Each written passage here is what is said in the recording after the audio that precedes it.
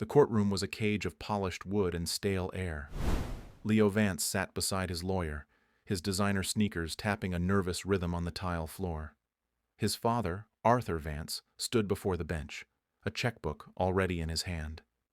Judge Frank Caprio looked down, his expression unreadable. "Your Honor," Arthur began, his voice slick with practiced charm, "we all know what this is about. A young man, a moment of poor judgment. I'm prepared to make a significant donation to the city's youth fund right now to settle this matter." He placed the checkbook on the ledge with a soft, definitive tap. Leo risked a smile. This was how things always went.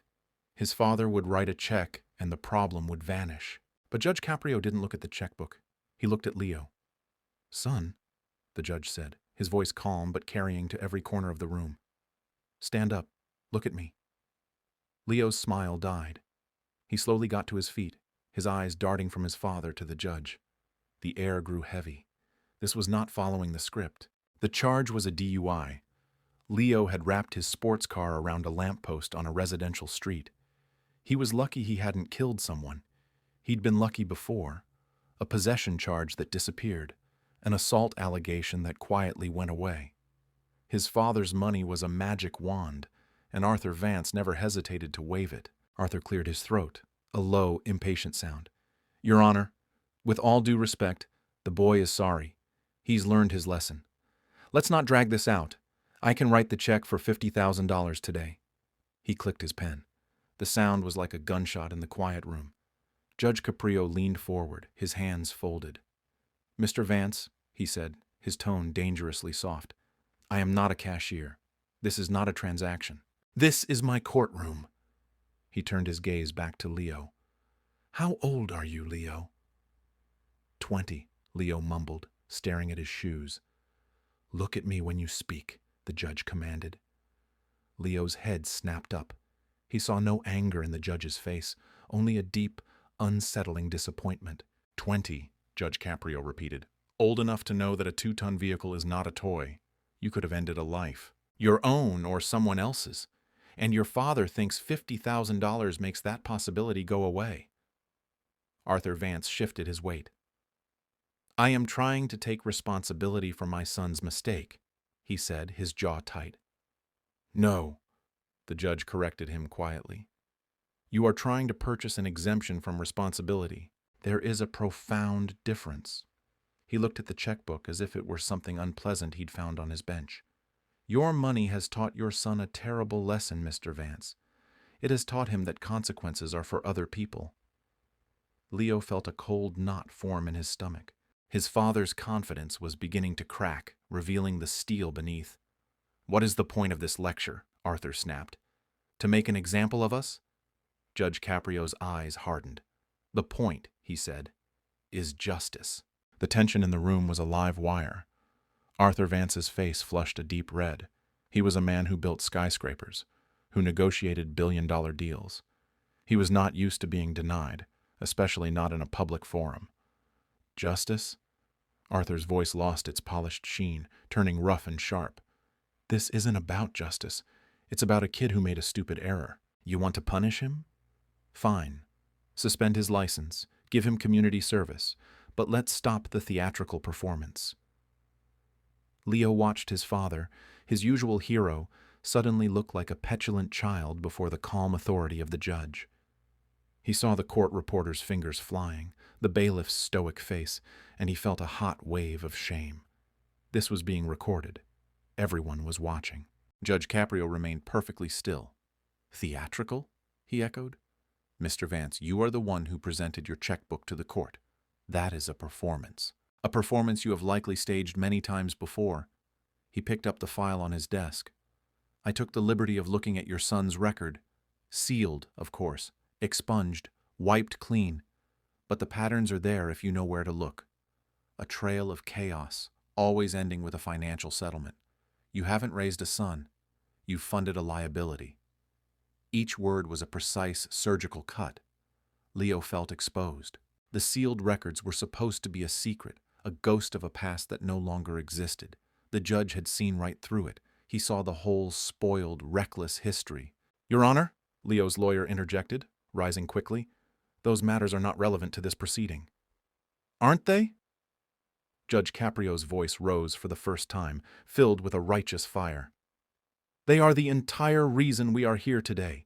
They show a complete and utter failure of parenting, a father who believes his wealth is a substitute for character." He pointed a finger at Arthur. "You have given this young man everything he could ever want, except for the one thing he truly needs: boundaries, accountability." Arthur Vance was speechless, his mouth a thin white line. The power balance had irrevocably shifted. Leo looked at his father, and for the first time he saw not a giant, but a man who was wrong. The foundation of his entire life began to tremble. The danger was no longer a suspended license or a fine. The danger was the truth, and it was being spoken aloud in this room, and there was no check large enough to make it disappear. Judge Caprio let the silence hang, allowing his words to sink in.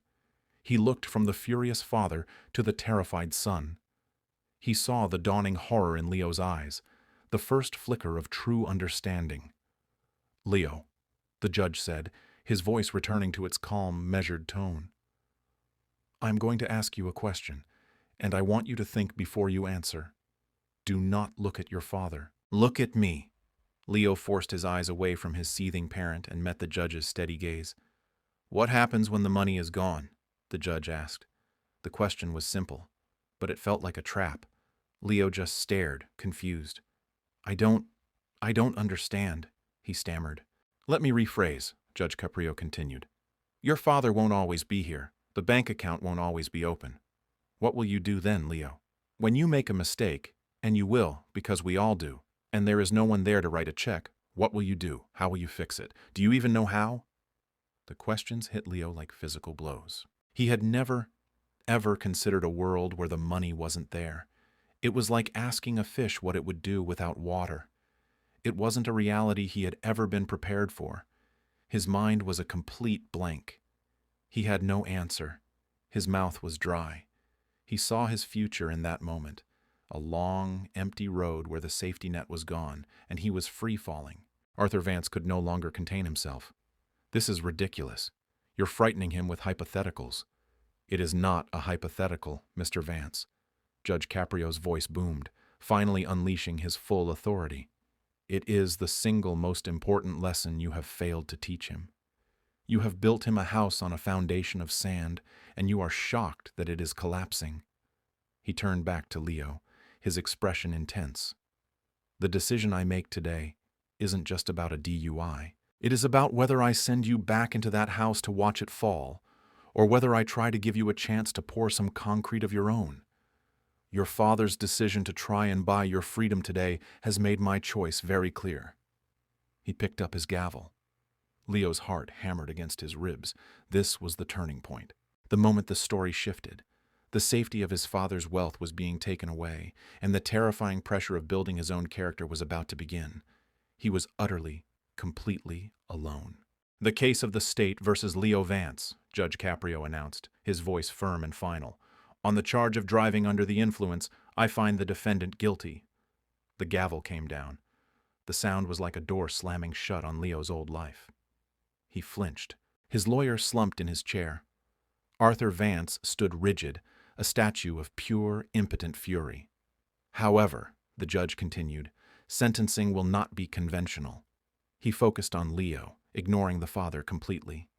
"Leo, your license is revoked for 2 years. You will not drive. You will not have a driver. You will take the bus. You will walk. You will learn what it is to be an ordinary citizen in this city." He then laid out the rest. "You are sentenced to 300 hours of community service, but not at some cushy charity gala. You will report to the city sanitation department. You will be on a crew cleaning our streets and our parks.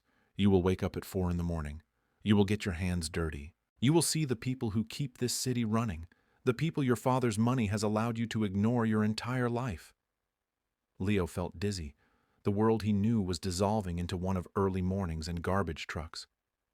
"Furthermore," the judge said, "you will be enrolled in a substance abuse program. You will attend meetings 3 times a week. You will listen. You will participate. You will get a sponsor, and you will pay for it yourself." He looked at Arthur. "Not a single penny from you, Mr. Vance. Your son will get a job, and he will pay for it.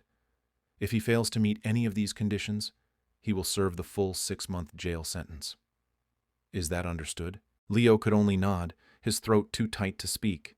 The judge had constructed a prison not of bars, but of responsibility. Every move was designed to break him down and force him to rebuild himself.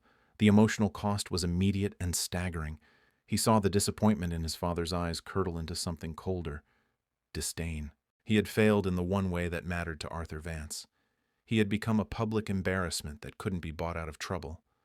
The bond between them, built entirely on wealth and privilege, fractured in that instant. Leo was being cast adrift, and the life preserver his father offered was now forbidden. The pacing of the judgment was relentless, each condition a hammer blow, leaving no room for argument, no loophole, no escape. Judge Caprio set his gavel down. The proceeding was over, but he was not finished. He looked at Leo, and his expression softened from that of a sentencing judge to that of a weary, compassionate elder. "Leo, look around you," he said, his voice dropping, becoming almost paternal. "This room, this system, it's not here to destroy you. It's here to correct you. Your father tried to buy your freedom, but he was only buying you a longer chain. True freedom doesn't come from a checkbook. It comes from a clear conscience. It comes from knowing you are accountable for your own life." He leaned forward, making sure Leo was listening to every word. "The lesson you should take away from this is not that the world is unfair. The lesson is that you have been unprepared for it. I am giving you the tools to prepare yourself. Hard work, humility, and accountability. Those are the currencies that never run out. Those are the things that build a man who can stand on his own, without his father's name or money to prop him up." Leo finally found his voice, a raw whisper. "I understand, Your Honor." Judge Caprio gave a slow, single nod. "I hope you do. For your sake." He then turned his gaze to Arthur Vance, who looked defeated and hollow. "Mr. Vance, a parent's job is to give their child roots and wings. You gave your son neither. You gave him a wallet. I suggest you go home and think about what you can give him now that actually matters." With that, he stood. The bailiff called the next case. Leo was led away by his lawyer, not to a cell, but to a new, harder life. The closing message hung in the air, a powerful, resonant truth for everyone in the courtroom. You cannot purchase character.